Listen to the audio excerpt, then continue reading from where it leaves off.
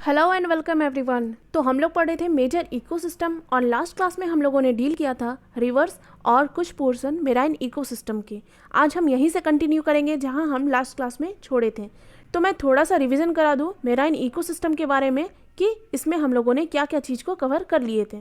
तो सबसे पहले मेराइन इकोसिस्टम के बारे में मैंने बताया था कि ये जो मेराइन इकोसिस्टम है ये लार्जेस्ट और स्टेबल सिस्टम होता है हमारे अर्थ पे, है ना। और यहाँ पे क्या होता है, सोडियम क्लोराइड प्रेजेंट रहता है, कितना 27% ऑफ सॉल्ट, और अदर जो होता है वो कैल्शियम, पोटेशियम और मैग्नीशियम के फॉर्म में होता है।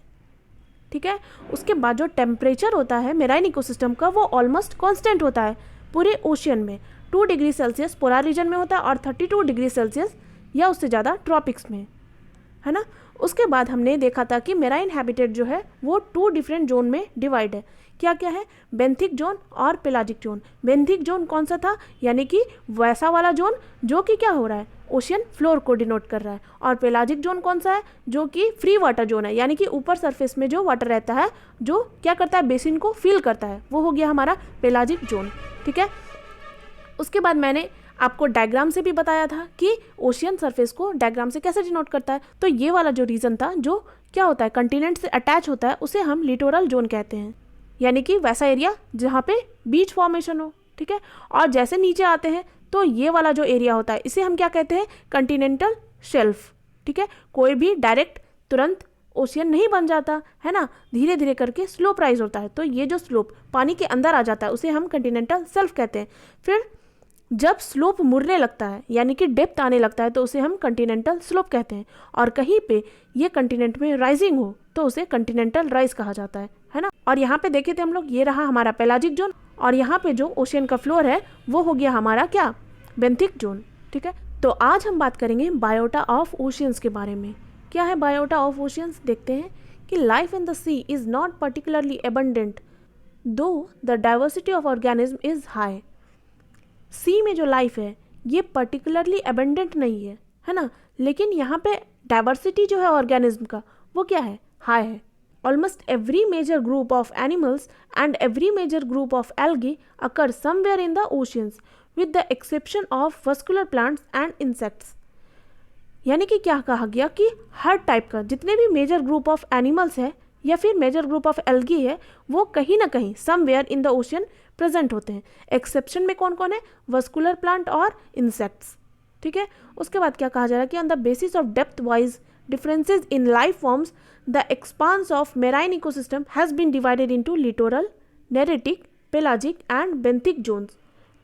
ठीक है। तो इसके बारे में हम एक एक करके देखेंगे कि लिटोरल, नेरेटिक, पेलाजिक और बेंथिक जोन क्या क्या होते हैं। तो सबसे पहले हम देखते हैं लिटोरल जोन, यानी कि बायोटा ऑफ लिटोरल जोन। इसी में लिटोरल जोन भी कवर हो जाएगा। तो लिटोरल जोन क्या है कि this zone is the shore region of the marine ecosystem and is subject to violence of waves and tides, fluctuation of water level and variability of temperature, light, salinity and moisture.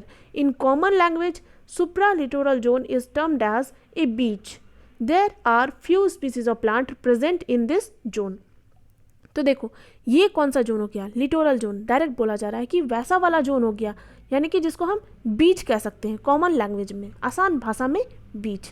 ठीक है। कैसे, देखो ये था हमारा ocean surface, फिर यहाँ पे क्या हो गया, यहाँ पे आ गया हमारा पानी। तो ये वाला जो एरिया है, दिखा दूँ, ये वाला जो एरिया है जो कंटिनेंट से भी अटैच है और ओशन से भी अटैच है, तो ये वाला जो जोन होता है इसी को हम लिटोरल जोन कहते हैं। और ये जो एरिया होगा यहाँ पे क्या होगा, बहुत ज़्यादा वायलेंस होगा वेव का, वेव आएंगे यहाँ पे, टाइड भी आएंगे, वाटर लेवल में क्या होगा, फ्लक्चुएशन होगा, है ना। और टेम्परेचर का वेरिएबिलिटी भी यहाँ दिखेगा क्योंकि ये एरिया जो है डायरेक्ट लैंड से अटैच है। तो यहाँ पे क्या हो सकता है, कभी टेम्परेचर ज़्यादा होगा, कभी टेम्परेचर कम होगा, और यहाँ पे लाइट भी वेरी करेगा, यहाँ पे सैलिनिटी भी वेरी करेगा, क्योंकि यहाँ पे क्या हो रहा है, वेव आ रहे हैं, टाइड आ रहे हैं। तो हो सकता है ना कि सॉल्ट कंटेंट वहाँ पे कम हो, क्योंकि जब वेव और टाइड आएगा तो वो क्या करेंगे, सारे सैलिनिटी को यानी कि सॉल्ट को कभी अंदर ले जाएंगे, कभी बाहर भेजेंगे। और यहाँ पे मॉइस्चर कंटेंट भी क्या होता है, वेरी करता है। ठीक है। तो कॉमन भाषा में समझ गए कि ये बीच है और यहाँ पे few species of plant present होंगे, यानी कि कुछ ही स्पीसीज प्लांट के प्रेजेंट होंगे। तो समझ गए लिटोरल जोन क्या है। उसके बाद क्या कहा जा रहा है कि common animals found here are snail, clams, barnacles, crustaceans, annelids, sea anemones and sea urchin. और फिर क्या कहा जा रहा है कि the animal here exhibit zonation with respect to tides. Animals are more resistant to desiccation usually occurring at higher levels than those that are less resistant. तो क्या कहा गया है इस पैराग्राफ में कि यहाँ पे जो कुछ कॉमन एनिमल होंगे, यानी कि जो हम बीच साइड में देखते हैं, वो सारे एनिमल्स के नाम यहाँ पे लिख दिए गए हैं. और यहाँ पे जो एनिमल एग्जिबिट करेंगे वो मोर रेसिस्टेंट होंगे टाइड के लिए, क्योंकि यहाँ पे बहुत ज़्यादा टाइड वेव आते रहते हैं. ठीक है. उसके बाद नेक्स्ट है biota of the neritic oceanic zone. Littoral zone हम लोगों ने समझ लिया. अब नेरेक्टिक जोन क्या है ये देखते हैं. The relatively shallow coastal zone is rich in species and high in productivity owing to factors such as penetration of light to considerable depth and high concentration of nutrients. The most productive phytoplanktons are the Dinoflagus and diatoms, though red, brown and green algae attached to the bottom in the shallow region may be significant. The zooplanktons are usually similar to those of pelagic zone, though some purely open sea species are replaced by नेरेक्टिक species. क्या हुआ, नेरेक्टिक zone क्या हो गया, यानी कि जो pelagic zone के नीचे वाला जोन हो, ये जो जोन होता है वो रिलेटिवली सैलो कोस्टल जोन होता है, यानी कि लिटोरल जोन के नीचे आने वाला जोन. ठीक है. और ये जो होता है रीच होता है स्पीसीज में, और यहाँ पे जो प्रोडक्टिविटी होता है वो हाई होता है, क्योंकि यहाँ पे जो लाइट का पेनिट्रेशन है वो ज़्यादा है. यानी कि अगर वहाँ कोई एल्गी रह रहे हैं तो उसे खाना बनाने के लिए प्रॉपर लाइट प्रेजेंट है वहाँ पे, और टेम्परेचर भी कुछ खास ठंडा नहीं है वहाँ पे. तो वहाँ पे क्या हो रहा है, बहुत सारे जू प्लैंक्टन्स, बहुत सारे फाइटोप्लैंक्टन्स, ये लोग वहाँ पे क्या कर रहे हैं, सर्वाइव कर पा रहे हैं, है ना. ये रहा हमारा फाइटोप्लैंक्टन्स यानी कि प्लांट स्पीसीज, और जू प्लैंक्टन्स यानी कि एनिमल स्पीसीज, ये सारे यहाँ पे अच्छे से फीड कर रहे हैं और अच्छे से रह रहे हैं. ठीक है. उसके बाद क्या कहा जा रहा है कि almost all commercial species of fish as well as whales, seals, sea otters, sea snakes and large squids are found here. यहाँ पे जितने भी कमर्शियल स्पीसीज फिश होते हैं, यानी कि जिसको कमर्शियल पर्पस के लिए यूज होते हैं जो फिश, वो सारे ये एरिया में प्रेजेंट होते हैं. ठीक है. Fishes are numerous and include several shark species as well as sea trout and salmon. ये सारे कुछ फिश के नाम दिए गए हैं, ये सारे भी यहाँ पे प्रेजेंट होते हैं. उसके बाद क्या कहा जा रहा है कि a wide variety of animal among which are clams, shrimps, snail, lobster, crab, sea cucumber, starfish, brittle stars, animals, sponges, bryozoa, annelids and foraminifera and exhibits more diversity than those of the deeper waters. यानी कि overall इसका कहने का मतलब है, इतने सारे aquatic organism के नाम देके इसका कहने का यही मतलब है कि यहाँ पे जो स्पीसीज होते हैं वो डीपर वाटर के अकॉर्डिंग ज़्यादा प्रेजेंट होते हैं. ठीक है. ये पूरे पैराग्राफ का कहने का मतलब यही था. ठीक है. उसके बाद देखते हैं कि बायोटा ऑफ पेलाजिक जोन. अब पेलाजिक जोन क्या है इसके बारे में देखते हैं. Pelagic region constitutes 90% of the total ocean surface and is rich in species and number of organism than the two region discussed before. देखो, अब जो ये पेलाजिक जोन है इसके बारे में भी बताया जा रहा है कि ये 90% टोटल ओशियन सरफेस को कंस्टिट्यूट करता है, और ये लेस रीच होता है, यानी कि कम रीच. यानी कि सारे लोग कहाँ प्रेजेंट थे, जहाँ पे लाइट पेनिट्रेशन और टेम्परेचर ज़्यादा हो. तो ये पेलाजिक जोन जो है ये क्या हो रहे हैं, सबसे ऊपर कौन हुआ, सबसे ऊपर हुआ लिटोरल जोन. उसके ऊपर क्या हुआ, उसके नीचे क्या हुआ, नेरेक्टिक जोन. उसके नीचे कौन आ जाएगा, पेलाजिक जोन, है ना. यानी कि ये क्या हो रहे हैं, घट रहे हैं गर्म में. तो ये जो रीज़न हुआ, यहाँ पे क्या होगा, लाइट पेनिट्रेशन अच्छा नहीं होगा, है ना. लाइट उतना नीचे तो नहीं जा पाएगा, और टेम्परेचर भी क्या होता है, जैसे जैसे हम नीचे जाएंगे वैसे वैसे घटते जाएगा. तो यहाँ पे क्या होगा, लेस रिच इन स्पीसीज, है ना. यहाँ पे बहुत ज़्यादा ऑर्गेनिज्म प्रेजेंट नहीं होंगे. ओके. फिर क्या कहा जा रहा है कि the most abundant pelagic phytoplanktons are still the dinoflagellates and diatoms which are the chief photosynthetic feeders. Others are carnivores.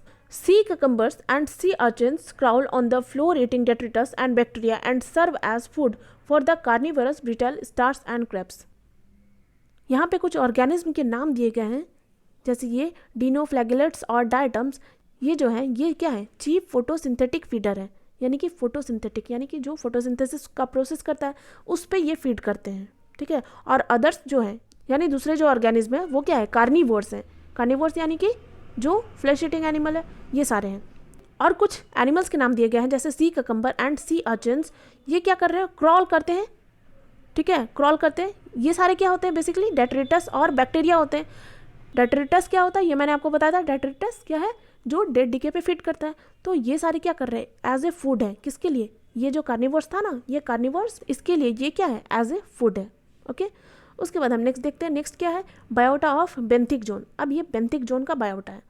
It forms the floor of the ocean, है ना। अब हम लोग क्या होंगे, अब हम लोग बहुत नीचे आ गए, ये फ्लोर ऑफ द ओशन को फॉर्म करता है।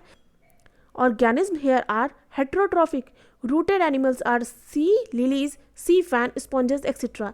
Snell's and clams remain embedded in mud, while starfish, sea cucumbers and sea urchins move on its surface. उसके बाद ये सारे कुछ ऑर्गेनिज्म के नाम दिए गए हैं, वो सारे बताना है। सीधा आपको याद क्या रखना है, बेंथिक जोन क्या है। बेंथिक जोन क्या होता है, ये क्या होता है, ये फॉर्म करता है ओशियन के फ्लोर को, है ना। ओशियन का फ्लोर कौन फॉर्म कर रहा था, मैंने आपको बताए थे ना डिफरेंस में बेंथिक और पेलाजिक जोन में, तो यही है वो। और यहाँ पे बताया जा रहा है कि कुछ रूटेड एनिमल्स प्रेजेंट रहते हैं यहाँ पे, है ना। कौन सबसे नीचे प्रेजेंट होता है, बेंथोस, है ना। तो ये सारे जो जितने भी वर्ड आ रहे हैं ये सारे बेंथ इसी वर्ड से फॉर्म हुए हैं। इसका मतलब क्या होता है, सबसे नीचे वाला फ्लोर रीजन में, ठीक। उसके बाद नेक्स्ट क्या आता है, एस्चुरीज। इसे हम नेक्स्ट क्लास में डील करेंगे, ठीक है। आई होप आपको इतना क्लियर हो गया होगा। अगर कोई भी डाउट बचता है तो आप मेरे से पूछ सकते हैं। नेक्स्ट क्लास में मैं ट्राई करूंगी कि मैं इस चैप्टर को कंप्लीट कर दूं और इसी तरीके से हमारा ब्लॉक 1 कंप्लीट हो जाएगा। तो आई होप आपको अच्छा लग रहा होगा ये लेक्चर। अगर अच्छा लग रहा है तो प्लीज़ मेरे चैनल को सब्सक्राइब करके बहुत सारे लोगों को शेयर कर दें। Thank you so much friend, have a good day.